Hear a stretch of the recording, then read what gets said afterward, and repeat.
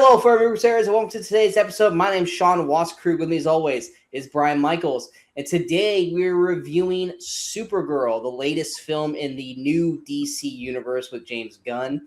I will say that this is the second movie, right? It was Superman and Supergirl. There wasn't a movie in between, correct? No. Okay.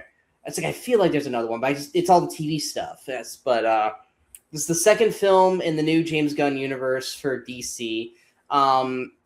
You and I both enjoyed Superman. We both liked where they went with that. Maybe me a little bit more than you. I think a little more than that, but I still enjoyed it. I think I liked it more than you, but you still liked it a lot. I'm pretty sure it was our comic book film of the year last year in our rewards. I don't think it lost.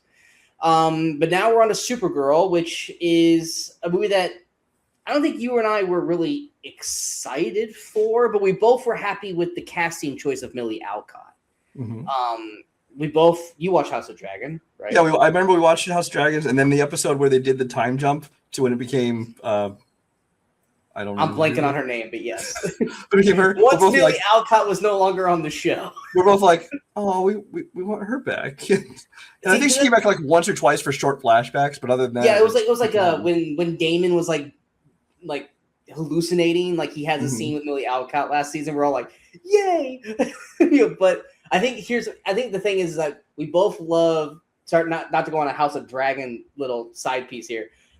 I think we both prefer Millie Alcott over her older self, which her older self is still fantastic in the show, but we just like looking at Millie Alcott more. But we all prefer older Allison, the younger Allison, because we both really love Olivia Cook. So if there was a way we could get a balance of that, I'd be all for it. But yeah, Alcott, by the way. Yes. What's that? Millie Alcott, not Cott. That's what I thought I said. Oh, I thought you were saying Cott, but okay, go ahead. Oh, whatever. Millie, she got casted for Supergirl, and I think you and I were both like, all right, hell yeah, good for her. And then, of course, with every casting choice in every comic book movie since ever, 99% of the internet has to come out and just viciously attack this poor girl for being casted for a role that should be a dream role. And everyone's like, oh, she's ugly or she sucks. And it's like, you guys haven't even given her a fucking chance, man. Like, let her actually do the movie and suck before you like actually start attacking her. Because it's like, same shit happened with Michael Keaton. Same shit happened with Christian Bale, Heath Ledger. Name any Batman casting, and they all got ripped through the shredder. Hell, Robert Downey Jr.'s Iron Man. He got ripped up, and look at him now. But I will say, going into this, the trailers for Supergirl didn't really do much for me. Like, I was excited to see it for Millie, but the movie around Millie, at least trailer-wise, wasn't really doing anything for me. Were you kind of feeling the same way? Absolutely, because we, obviously we were excited when we heard she was cast for it, and then of course she shows up in that brief at the end of Superman, and I loved, and that was our first glimpse of the character and like where they were going with the character. I loved what they did with her. I'm like, oh, I like this. I like, obviously I love having her with Crypto the dog. She's clearly not, the Boy Scout Truth, Justice, American Way kind of person. I'm like, I like this. It's going to make a nice, kind of different, contrast to Superman. And then we saw the trailers, and we saw glimpses of that same kind of character, obviously, in there. And there are definitely things about it I liked. But like you, I watched the trailer, I was kind of like, eh? And our first thought, I think everybody said the same thing, was like, is this movie trying to be Guardians of the Galaxy? It's not even trying to be Guardians of the Galaxy. It's a depressing Guardians of the Galaxy. It's like Guardians of the Galaxy Volume 3. It's not even like the uplifting, fun Guardians. It's like the woe is me, like everything sucks Guardians of the Galaxy. Everyone I know dies. Exactly. So it's like, and even Superman, we even said that, and that was kind of more of a negative with Superman, was that we could see the Guardians of the Galaxy aspects in Superman. Mm-hmm. But it was, but Superman was light and colorful and happy to an extent. So when the Guardian stuff happened, it just kind of felt forced and like kind of like didn't feel like the same movie to a point. But I mean, it was it didn't like derail the film by it was just like, okay, this feels like a Force Guardians type of scene and not what the movie we were currently watching. Whereas with Supergirl, at least with the trailers, it was just like, okay, this is the journey we're going on. I don't know if I'm up for this journey or if I'm excited for this journey, but I really want to see what Millie's got to do with it. Did you have how packed was your crowd? I saw it Thursday night, and it was about. Well, I went. They had the Wednesday night fan first screenings at some theaters, and I went to that one.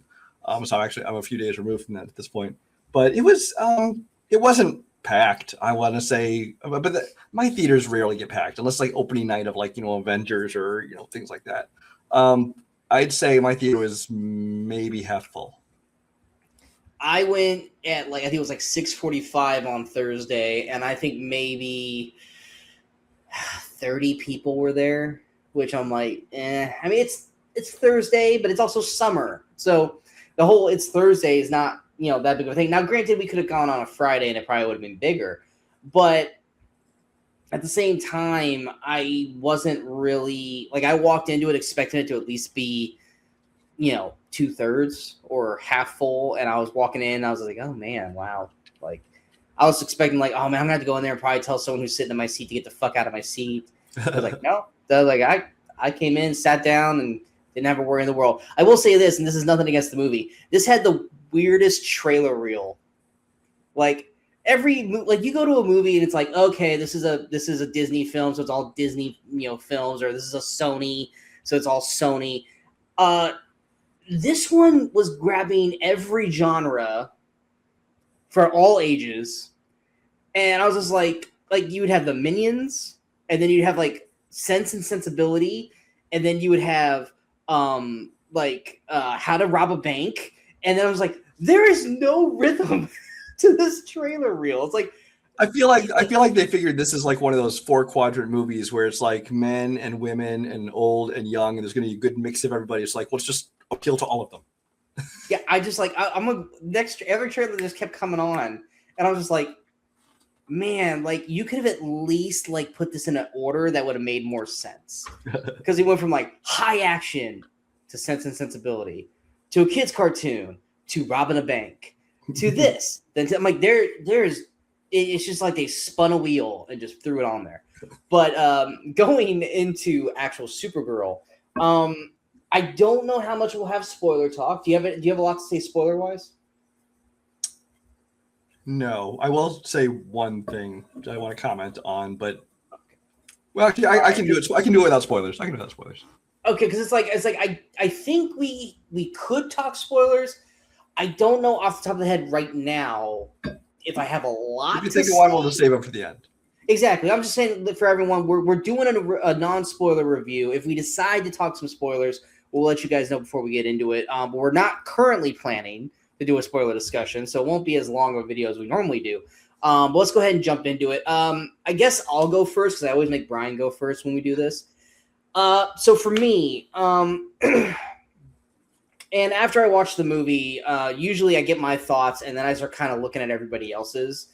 Not because I'm trying to see if I'm on the same wavelength. It's just that I can finally go see, hey, what did everyone else think? What I will say is Supergirl, I think it's getting really, really unfairly attacked. It's not as bad as I think a lot of people are making it out to be, because I'm seeing some reviews giving it 1.5 or 2 stars or something like that, and saying that it's awful, and it's not at all. I will say it does feel very phase 1, phase 2 Marvel, MCU. Mm-hmm. I think that the movie is fine for what it's doing. It's not what I would have done to introduce Supergirl, especially with how we got introduced to her at the end of Superman. I do think that the story, I feel like this story would have been better if this came out before Superman, because where she's at by the end of Superman is not where we're at the beginning of Supergirl, if that makes any sense. Yes, but also at the end of this movie, would not put her in a position to show up. No, I get. Yeah, I know. But it's just one of those things where it's like, I think Millie Alcott is great as Kara. I especially love the Krypton scenes. I think that's really where she shined, where we're seeing her as how Kara is before where she's at in the current film, where we're seeing how she was on Krypton, how she was with her family, which also round of applause for David Krumholtz getting casted as her dad. I saw him, I was like, hell yeah. And he's actually got screen time in this. Like, good for you, dude. But I really enjoyed her in that. And she's really good in her, like, down in the dumps, kind of like Rocket Raccoon-esque type of character, because that's how she is in this movie. It's very Rocket Raccoon, where she just wants to get drunk and just not want to fuck shit up. And negative, yeah. Yeah, it's like if she has to fuck shit up, she will, but she just kind of wants to get drunk and just be fucking left alone and hang out with her dog Crypto, like Rocket would with Groot. It's more the story around her that just, it's not that it doesn't gel, it's just not fun or exciting. And it's not that everything in the movie has to be fun, but this also is the introduction of Supergirl to a lot of people. Because you don't want to, chalk it up to the CW Supergirl or anything like that, because that's a totally different character. This version is kind of like the punk rock version to Clark. We saw that at the end of Superman.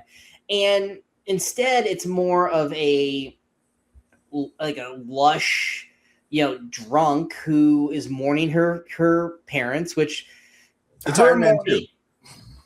Exactly, it's Iron Man 2. Her mourning for her parents is obviously definitely different than how Clark is. But it's at the same time, it's also like how much actual time has passed to the point where she's basically Batman, where this is going to be her whole life, where she's just going to mourn the death of her parents. But I think that also that the color aspect of this is what also really kind of hurts the film. Now, granted, they shot this kind of more like a Western-y type, so it's very brown, very kind of. I heard a lot of reviews trying to compare it to Mad Max, which I didn't see that except for the fact that I think it's more. I think people are chalking it more towards Mad Max because of the biker gang that she's fighting throughout the whole movie. Which to me, I was thinking more of the Ravagers from like Serenity and Firefly.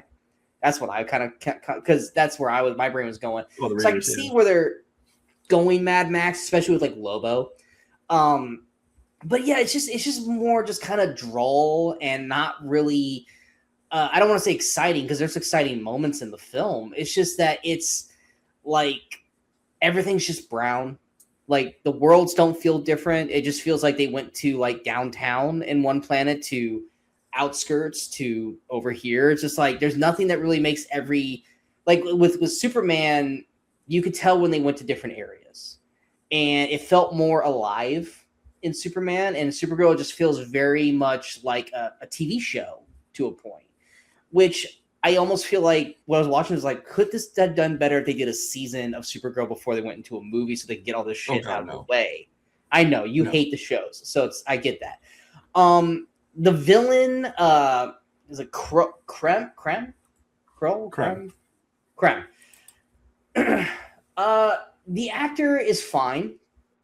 I think he does a good job being the villain. They give him enough to do, but is that really the villain that we really wanted the first Supergirl movie to be? The villain, his villain, Krem, felt like some character who would be like the number one henchman of a real villain in a different movie, Exactly. And it was like, he's a good top villain. Exactly. I was like, I'm watching it and I'm just like, I don't feel like this is like someone who should be giving Kara this hard of a time, which they make him overtly smart. Like he knows how Kryptonians work. He knows, how this works. So that way he can battle her. But it's like, am I supposed to believe that he can win a fist fight against her? Because I don't. Plus the guy looks like a young Peter Stormare the whole time I'm watching it. And I was like, I kind of would have loved to have seen Peter Stormare. See that a little bit, yeah. Especially in the trailer, he does this like shot where he does like he leans in, and I actually thought it was Peter Stormare the first time I saw the trailer, and I was like, oh, cool, he's the villain. He's not the villain. Okay, that bums me out.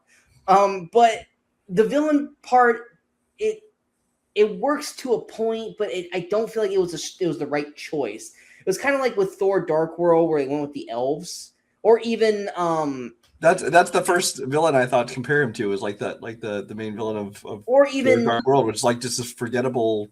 Yeah, or even to a point, Ronan from Guardians 1, where it's like, yeah, you're there, but are you going to be remembered past this film? And the answer is probably no. Ruthie, played by Eve Ridley, I think this is her very first film. I think she's fine. And I think, and this does follow the comic book, is a Woman of Tomorrow? Is that what it's called? Yes. Which there are differing things that happen in the comic book compared to the movie, so it's not a page by page retelling of the comic book, and that does follow the main plot points that it's with Ruthie and she's wanting revenge, but I think in the comic, Krem only kills her father, not her whole family. But it's more, there was just certain aspects of the film that I think worked better than others. And Millie Alcott, I thought, was great. And I think a lot of people need to get off her ass, because a lot of people are viciously attacking her. And there's nothing in this movie that I think that Millie Alcott did wrong. I think it's the choices that the script went with that fails this movie overall. But at the end of the day, I got to the third act and I was like, I'm enjoying it. I'm not like disappointed. I'm not mad. I'm not going, oh my God, this sucks. It was just more, okay, we're going this route with it. It doesn't derail the movie for me, but I do kind of wish we maybe had went this route. I also think that they need to do something better with Crypto, because this is now the second movie where he's gotten not captured, but kind of like taken out. Sideline. Thank you. And I'm just like, if you guys don't have anything for him to do, then just leave him on the ship or leave him somewhere. Because I don't like that the motivation has to be like in Superman, he got kidnapped. Or in this, he gets, I'm not, actually, that's a spoiler. I'm not going to say what happens to him in this. But basically, he gets sidelined for the whole movie. And it's like, if you don't have anything for Crypto, you could just fucking leave him somewhere. Which I know a lot of people, where's Crypto? I get that. But if you don't want him to be the focal point, then just leave him somewhere where he's safe. Say he's on planet Earth with Clark still. Just do that. Like, you don't have to do what you do with him in this movie. But at the end of the day, is it going to be a memorable introduction to her? No. But was Thor a memorable introduction for Thor, the first one? No, it was fine. And then Thor 2 happened, and it still wasn't much better. It wasn't until the Avengers that Hemsworth really became... Yeah, Whedon found the right voice, the right angle on that character. And then, of course, Taika Waititi expanded on it, yeah. Exactly. So it's like, a lot of people just want to attack Millie. It's not her fault. The movie itself it's fine for what it is. And like I said, at the end of the day, when it ended, I was like, not the movie I wanted, but it also is not a bad film. It is just a movie with bad choices. And Lobo. I almost ended my review without talking about Lobo. Momoa. The best way I can describe his performance of Lobo is he took his Aquaman character and Beetlejuice and made them one person. Because I saw, every time he talked, I was like, that's what Beetlejuice would say. That's also what Beetlejuice would say. It's like, everything he talks about. He's got the Beetlejuice makeup on. Wait a second. Yeah, it's like, and he kind of looks like Beetlejuice. So it's like, okay, so it's Jason Momoa's version of Beetlejuice. That's who Lobo is. Was he entertaining?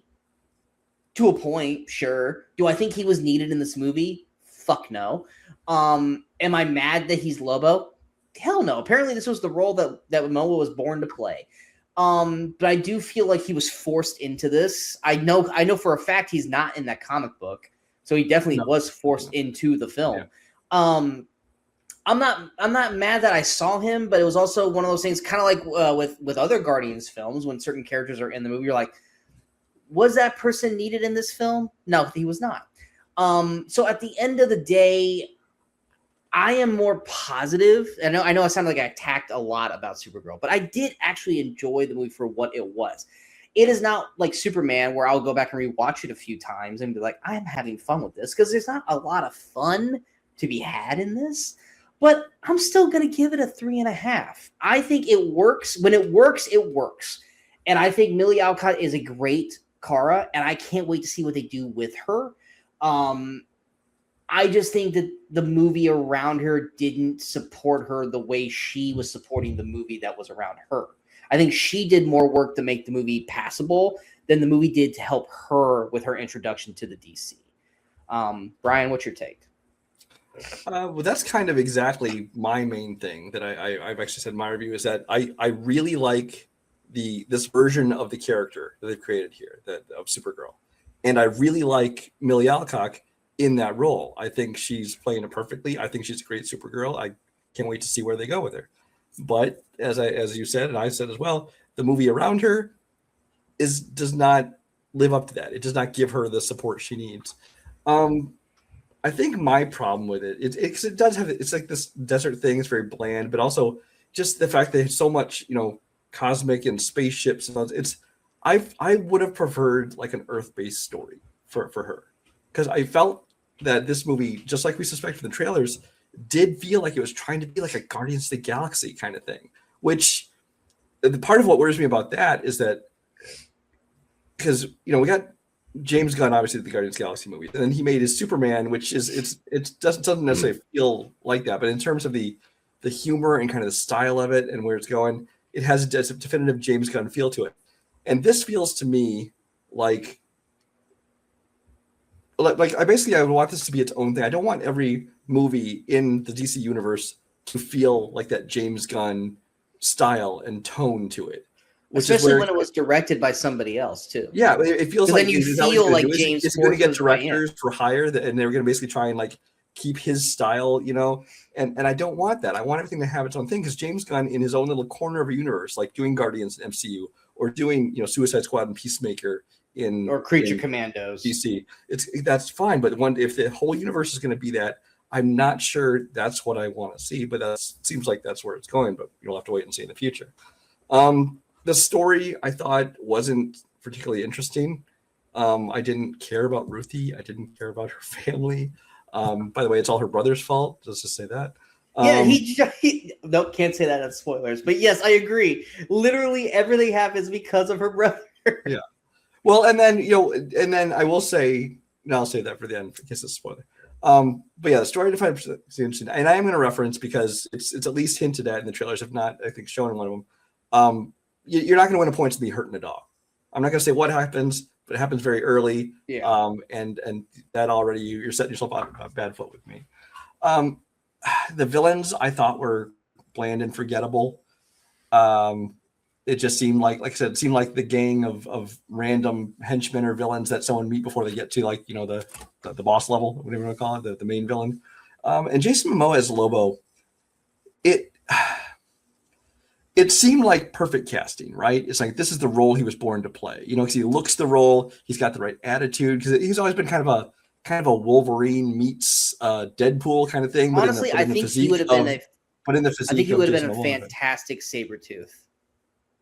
I think that could work too. Yeah, absolutely. He would have a phenomenal Sabretooth. But I think because Sabretooth doesn't have like that same kind of personality, which as soon as people saw what he was doing with the Aquaman, he kind of had that dude, bro, but they're like, oh, he should be Lobo. Between his looks and his attitude, it's perfect. But for me, I felt like he fit better actually in that role in Aquaman. I think that it seemed a better fit for him, because here, I don't know what it is. It just felt not as natural. It felt like he was doing cosplay. It complete with they spray painted abs onto his gut. I thought that was a little silly when you saw that, because he doesn't have those abs. But he was fine. I enjoyed him. I'd like to see what they do with him in the future, but he didn't really have a reason to be in the story, except they wanted. I guess they thought they needed to boost it with another character, like they do with how they throw in like Iron Man into Spider-Man or Nick Fury into the second Spider-Man. Because I guess they thought it would give it some extra boost. Especially in some corners of the internet where people are like, oh, we can't watch a movie that's just about girls. But yeah, so I'd like to see what he does in the future. Here, I thought he was not quite finding his But then again, it wasn't like a Lobo movie. It wasn't a Lobo story, so Yeah. it's hard to tell. I have a question for you about Lobo, but continue. I want you to get through all your stuff before I interrupt. No, but overall, I mean, I think I was disappointed by it a little bit, except that I guess I wasn't really having huge high expectations because it's not like I'm really familiar with the Supergirl character. I did read this comic like when they first announced this movie and they knew it was going to be at least somewhat based on it. I decided to check it out. But I've never read the comics. I don't really know much about her. So I can't really judge how accurate they did, whatever. But so I didn't have high expectations. But I went and saw it and it was like, it was fine. I actually toyed with a 3.5 because there were things about it like Millie Alcock especially. But I did end up just giving it a 3 stars because I don't know how much I'll actually revisit this movie. Since you said you actually read the comic book that this is based on. Don't remember a lot of it, so. Okay, because my question was Krem the lead henchman or was he the main villain? Oh, he was the main villain, yeah. He was the main villain? Okay. Yeah.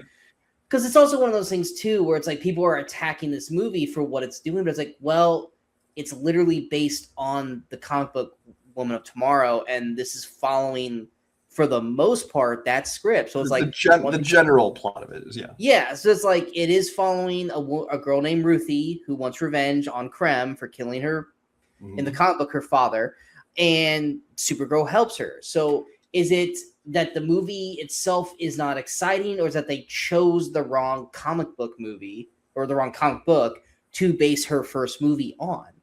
And I think that's just it. Is Supergirl Woman of Tomorrow obviously came after decades of Supergirl comics, but yeah. I think maybe if you want to do something this dramatic, I think you need to introduce the character first. But then by the time she gets to the end of this, she's not wrestling with a lot of those issues that she was. So it's like I understand how they're trying to juggle things, but I just think that as far as introducing the character, I think it was just a little underwhelming.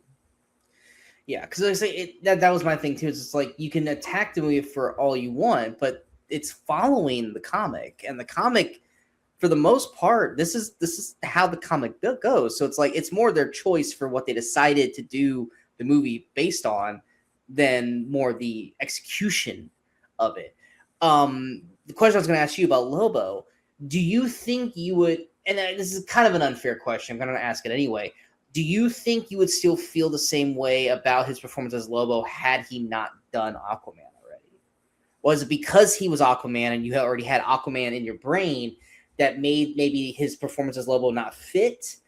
Or do you think that I don't think it would have affected me because as much as did I even watch second Aquaman? I think I did. Yeah, I did.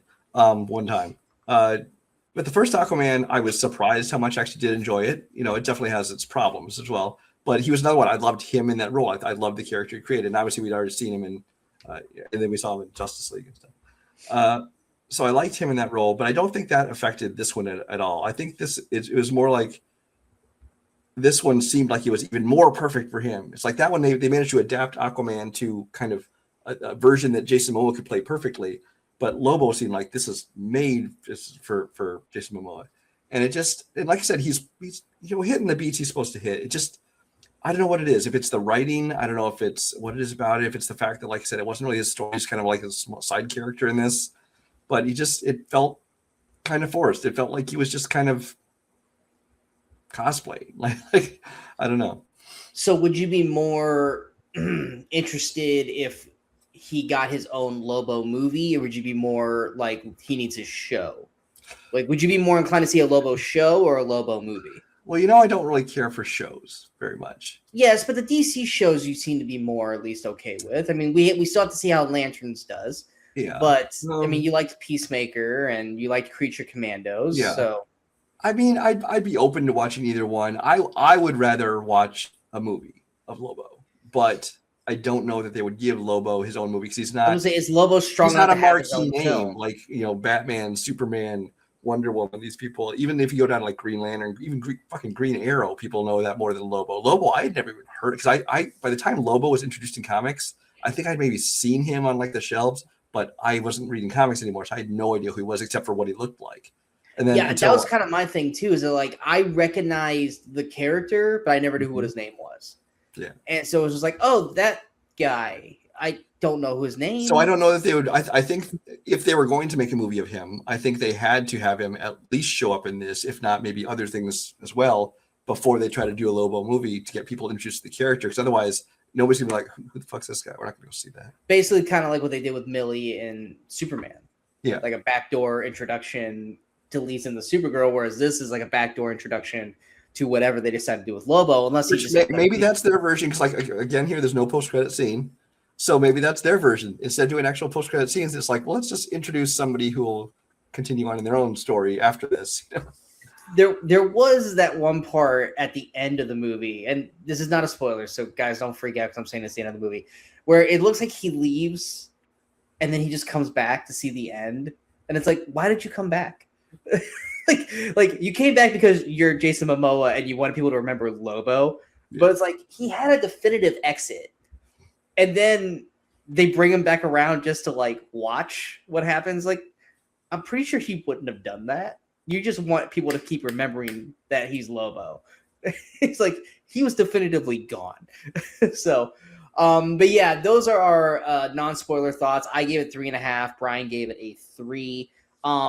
We'll do a brief spoiler discussion. So for you guys have not seen Supergirl and you do not want to be spoiled, go ahead and stop now and come back after you've seen it. If you don't care about it, then feel free to stick around. Here's your 5-second warning. 5, 4, 3, 2, 1. What were you wanting to say about it? Well, I had actually 3 things I thought I wanted to mention. Number one, it's both Supergirl, Kara, and Ruthie's fault that that girl and her parents died. Oh, absolutely. Absolutely. That whole town was basically their fault. Yeah. They caused the slaughter of all these people, which we'll get into another point, which I'll get into after this. But first, I want to let me see. I talked about the crypto thing.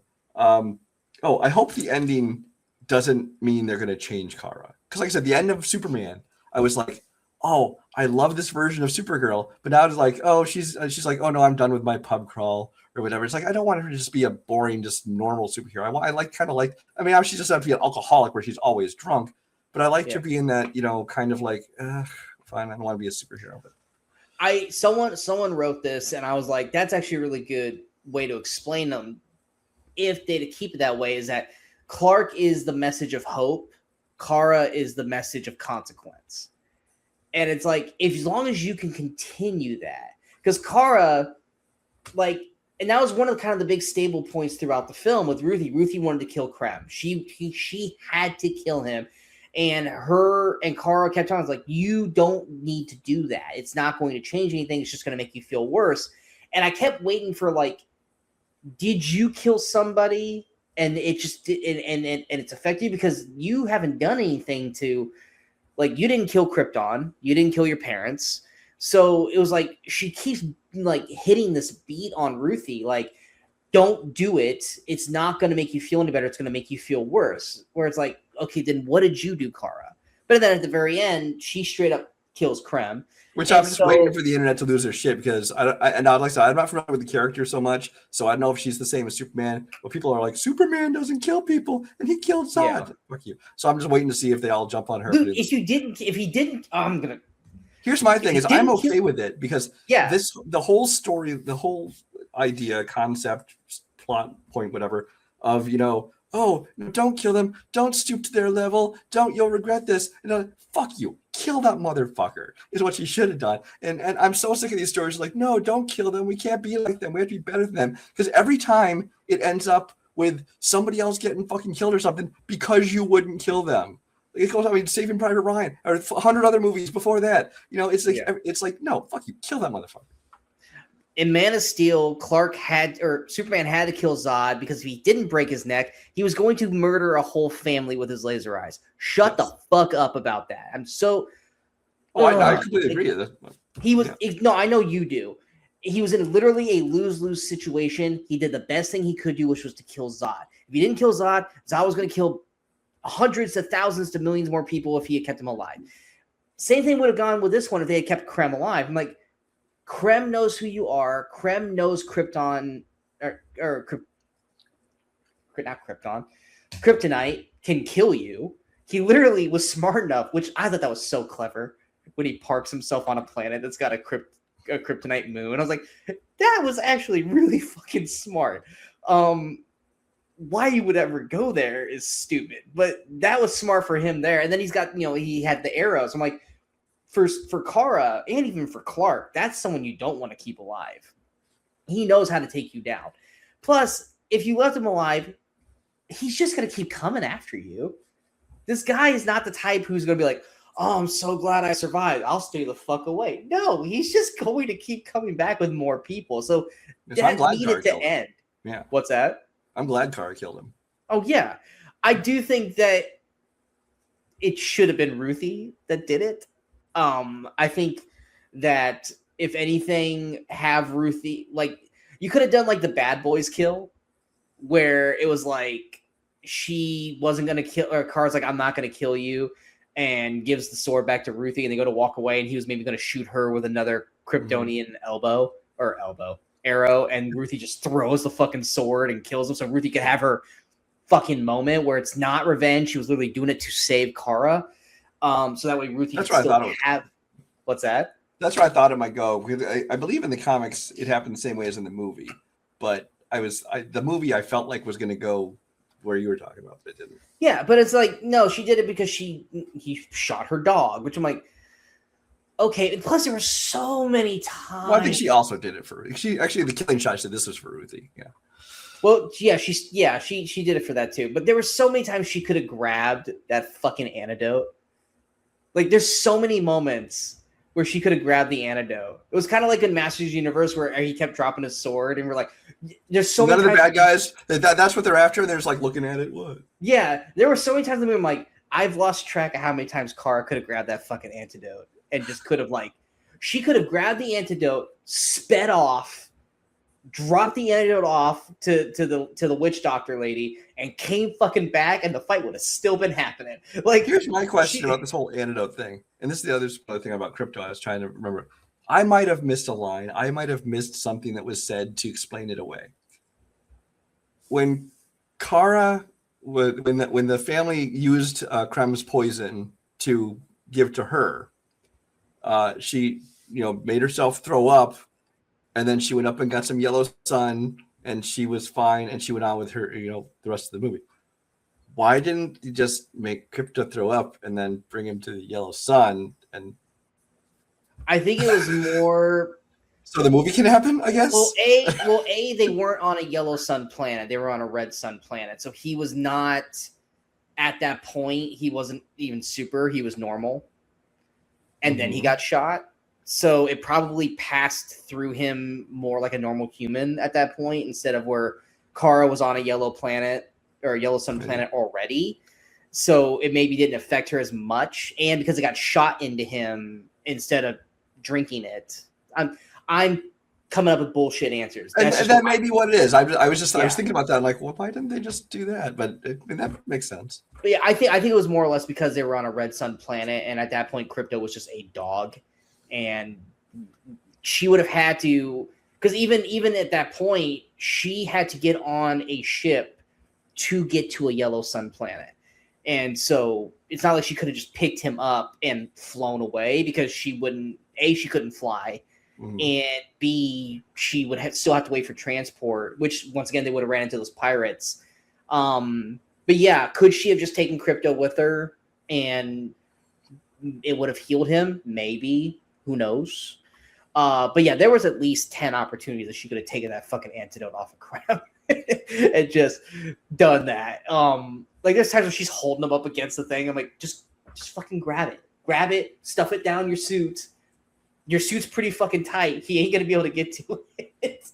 But yeah, it's just. But once again, it's like, so the movie can happen, because there's a lot. That's not like this is only that problem in this movie. That happens in so many movies. We literally said Masters Universe, But yeah, I think Millie did a great job. I think she did the morning like drunk pub crawl morning stuff really, really well. Like, so I really liked the scenes at Krypton with her dad, or even with her mom. I thought those were really well done scenes. I liked that we got to see how she found Krypto.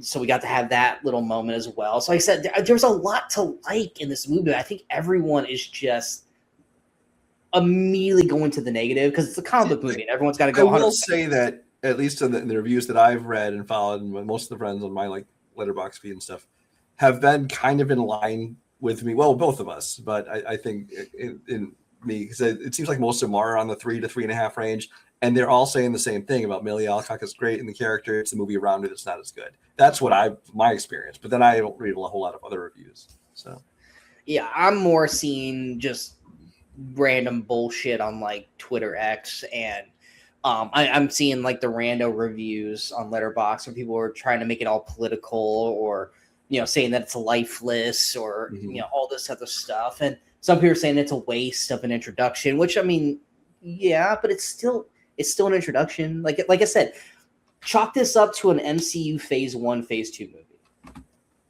That's what it is. They're just trying to get the characters out there, get them introduced, and they're going to do better shit with them later. Iron Man 1, we've had this argument before. Iron Man 1 was the first one, so everyone loves it. But if you go back and watch it now, it's not that great. It's good, but it is not like the best fucking MCU movie ever. Well, here's my thing: is I think that in that case, I think it still is very good. But I think it was one of those things where Robert Downey Jr. is perfect for the role. I think the movie overall is better than Supergirl, but I think I'm not going to say that it's not. I think if that movie came out now, we'd do the same thing. Like, that's kind of a weak villain. That's just kind of not a big deal. So, and the problem is just when it came out, because in Marvel Phase 1, as you talk about it, there weren't any expectations. It was just like, wow, they're making expectations of good superhero movies. This is awesome. We're having fun. But then now that we've had, the whole several phases of Marvel and the Avengers and Avengers Endgame and Infinity War and all that DC is trying to do the same thing. But the problem is now people have this expectation not giving them the leash of like, wow, this is what superhero movies can be up here. And they're not okay with like, oh, here's just a little story, Yeah, we're not they want the big graphic novel event instead of just here's an issue of Supergirl, Yeah, I mean, because it's like it'd be no different than if Superman didn't start with Lex and it started with like Brainiac or something. Like Brainiac's still a big level superhero, but people are gonna go like, where's Zod or where's Lex? Like, what the fuck? And it's like they start off with Lex. Okay, cool. Whereas like Man of Steel started off with Zod first. And it's like, okay, well, you start off with the two big ones right there. Supergirl, I don't really know who her big main villains are, or if they're just Superman's villains. But the only villain of Supergirl I know is Faye Dunaway from 1984. So. So it's like I can't argue that like why didn't they choose this villain? I don't fucking know because I don't know her villains. But like I said, we're not allowing DC the leash that we gave the MCU. But we're in Phase 1 of DC. James Gunn DC. We're in Phase 1. This was a Phase 1 movie, and people need to lower their fucking nose and chill the fuck out because this movie is not that bad. It's just not as good as the 20, 30 comic book movies that we've seen so far that have hit that level. But you know what? They all had to start with Phase 1, and they built on that. This is a Phase 1. Let it build. Supergirl 2 or even Superman 2, because they're shooting that now, and I'm sure she's in it. She's in that, yeah. She's definitely.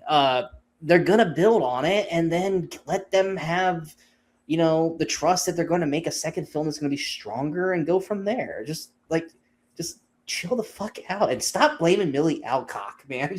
She's literally not the problem. Anything else you'd like to add? No. All right. What were your guys' thoughts? Do you guys like Supergirl, hate Supergirl? Or you guys kind of were us where it's like, it was fine. It wasn't as good as it could have been, but there's a lot to like about it. Let us know in the comments below.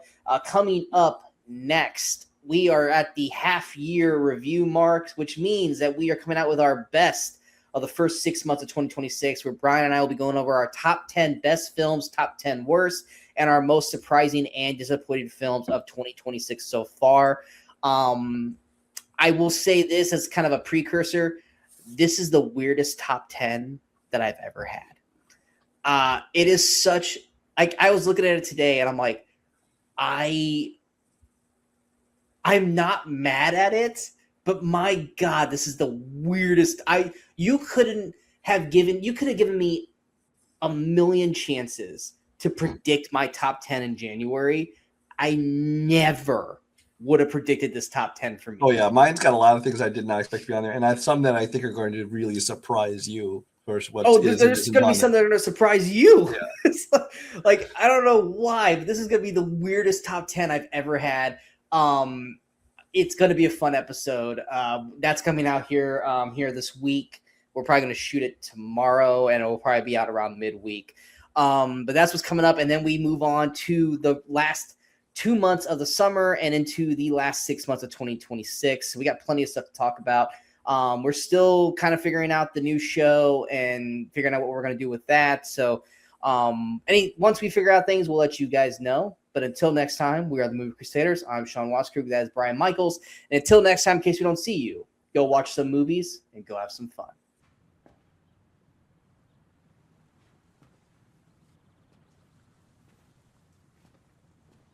You're still here.